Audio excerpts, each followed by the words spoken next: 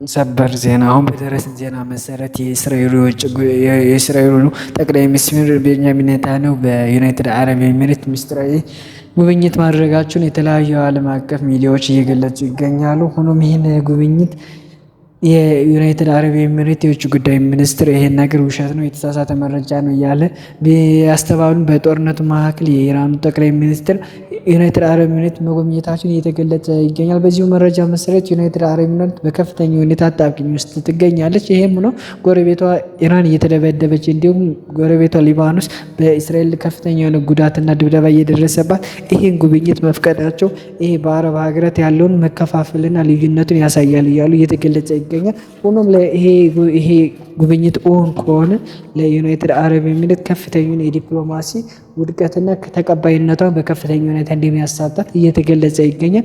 ይሄ መሆኑ በዚህ በመረጃ መሰረት ኢራን ይህን ጉዳይ በከፍተኛ ሁኔታ እንደምትከታተለውና ይሄ ነገር ኦን ሆኖ የሚሆን ከሆነ በዩናይትድ አረብ ኤሚሬት ካሉት ከእስራኤል ቀጥላ ዋና ጠላቴ እንደምትሆን ማለቷን ተከትሎ ይህም ጫና በዩናይትድ አረብ ኤሚሬት እንዲሁም በኢራን እንዲሁም በተለያዩ ገልፍ ሀገራት እንዲሁም የሙስሊም ሀገራት መካከል ለዩናይትድ አረብ ኤሚሬት እየተሰጣት ያለ ተቀባይነቷና ያላትን ሀያልነቷን ወደኋላ እንደሚያስቀረውና ይሄ ነገሯ ለዩናይትድ አረብ ኤሚሬት በአጠቃላይ ያላትን የምስራቅ አውሮፓ እንዲሁም የአውሮፓ እንዲሁም የምዕራባውያን ሀገራት ዋና ተላላኪ መሆኗን ያሳያል እያሉ የተለያዩ የመካከለኛው ምስራቅ በዚህ ጉዳይ ላይ ትንተና የሚሰጡት ከፍተኛ ዲፕሎማቶች ይህን ነገር እየገለጹ ይገኛሉ።